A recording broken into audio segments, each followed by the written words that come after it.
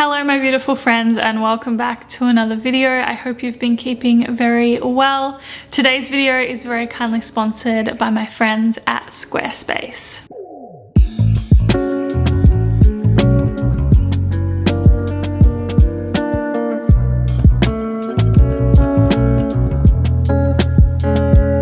So in today's video, I'm going to be sharing with you 5 vegan snacks that I eat almost every week.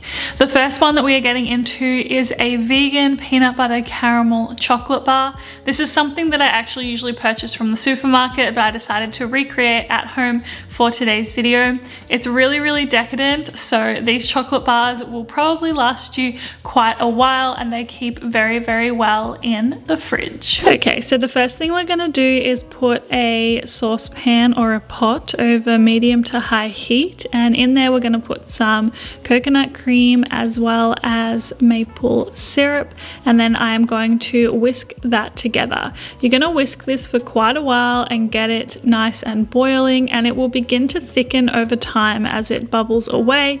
Just make sure you continue stirring.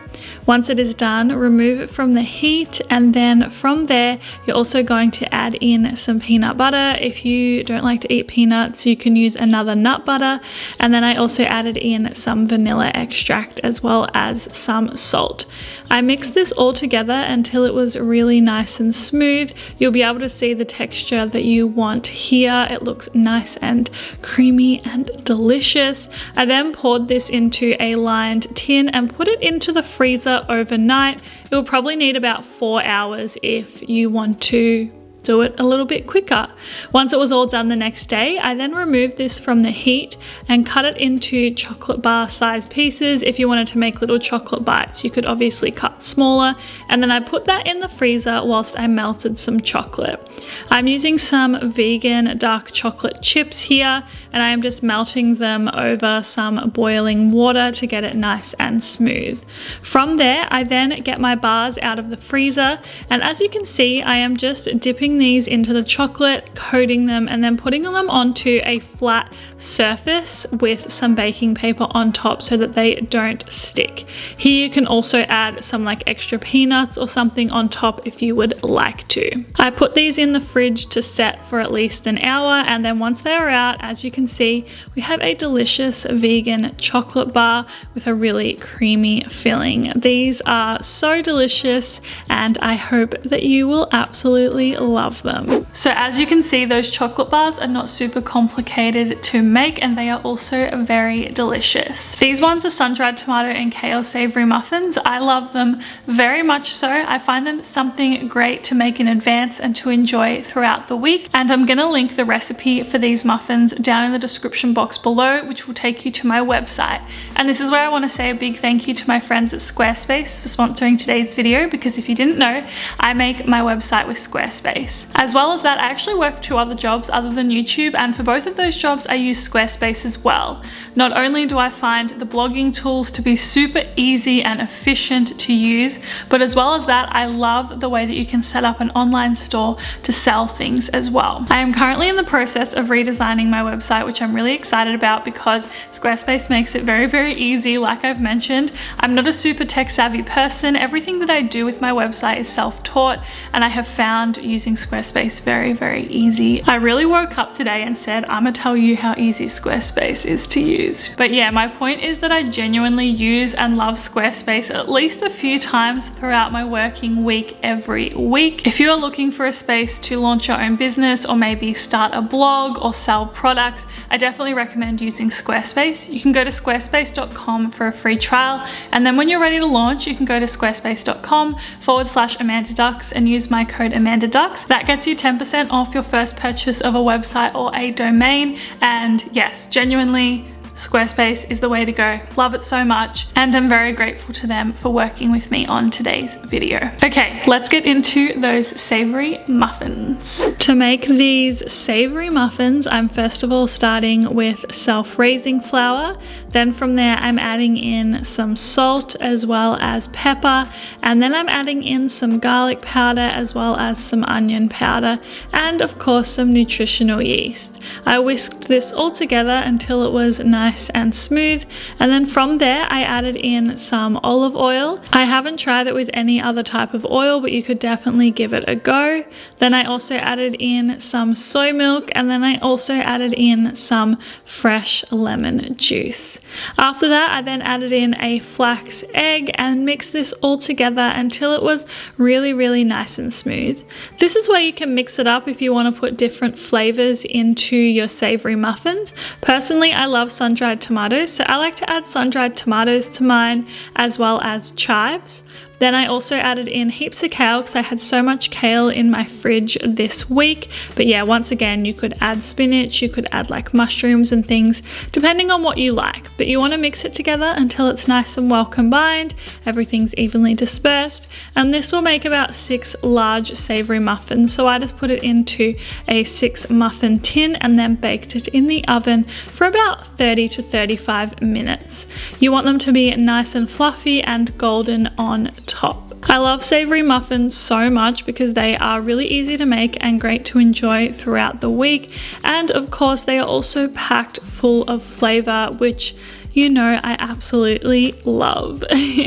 So you can store these in an airtight container for up to a few days, which I find super great to make a batch on the weekend and then enjoy throughout the working week. Next up, we are making some cookie dough protein balls. I love buying bliss balls or protein balls from the supermarket. Occasionally, I really enjoy making my own, and I thought that today I would make some for you to enjoy at home as well. Not only are these really simple and really easy to make, they're also really delicious, and I find them to be quite a filling snack due to the healthy fats and the protein powder that are in them. So yes, let's get into the recipe. I hope you enjoy this one. So to make these cookie dough protein balls, I'm first of all starting with almond meal, followed by vanilla protein powder and some salt.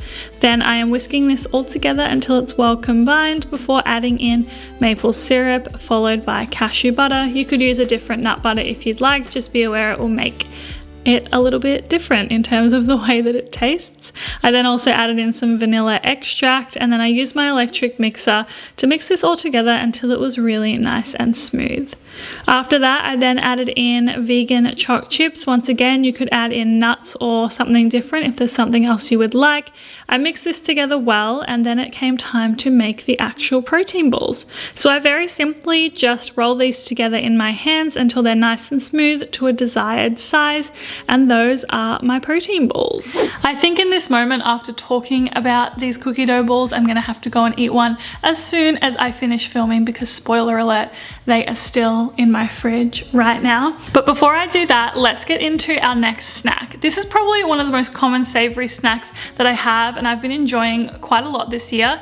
And I love to make some rice cakes with hummus, sun-dried tomatoes, and feta on top. Once again, I tend to use store-bought ingredients a lot when it comes to snacking, but if you are looking to make your own hummus from home, it's actually really easy. And I decided today that I would come up with a recipe for you for some sesame garlic hummus. This is really yum to have on rice cakes, as you will see, and you can obviously use it with a lot of other things as well. So yes, let's get into it. Okay, so first things first, and I'm chopping up some garlic into whatever size pieces you want, really. You're gonna put them in the blender anyway. I then fried these in a little bit of sesame oil until they got nice and golden. And whilst I was doing that, I also rinsed and drained a can of chickpeas. Then I got my Vitamix and I added in the chickpeas that I had rinsed and drained, followed by the garlic that I had fried, as well as some tahini. Then I also added in lemon juice as well as sesame oil. After that, I then added in some salt as well. Super simple, and then I blended this all together. It will need to blend for a little while for it to get nice and smooth and to the desired texture. These are the rice cakes that I absolutely love. You can get them from the supermarket here in Australia. They have so much flavor on them, and the way I like to serve them is very simply with some of the hummus that I made. Then I also like to top it with sun-dried tomatoes, because sun-dried tomatoes are my favorite, as well as some vegan feta, which I crumble on top.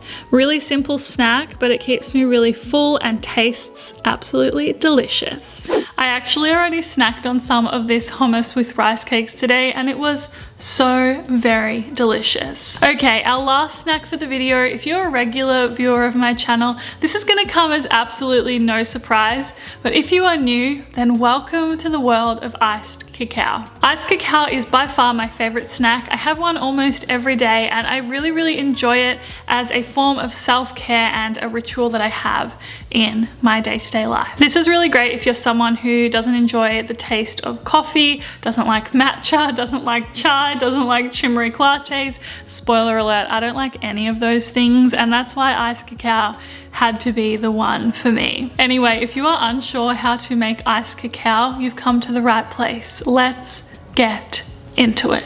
Okay, so to make iced cacao, I start with some cacao powder in a mug, followed by some maca powder, which is not essential but tastes delicious. I also added in some salt and then added in boiling water, followed by maple syrup. You could also use coconut sugar depending on what you like. I mixed this all together until it was as smooth as possible, and then I got a glass which I put some ice in, as well as some macadamia milk, but you could use whichever milk you would like. Then I pour the chocolate sauce over through a little baby strainer to ensure there is no clumps, and that is my iced cacao. Super simple and delicious, and I hope you love it. Look, there was really no way to end this video than with an iced cacao. I really hope you enjoyed today's video and you got at least one snack idea to try out at home. If you do try any of these out at home and you have any feedback, feel free to shoot me a message on Instagram, or you can tag me on your story if you take any photos of your food. As always, I really appreciate your support on my YouTube channel, and thank you so much for being here and watching today's video. If you're new, don't forget to subscribe, and if you are still watching, don't forget to like today's video. I hope you have a really beautiful day, and I will see you very soon for another video. Bye!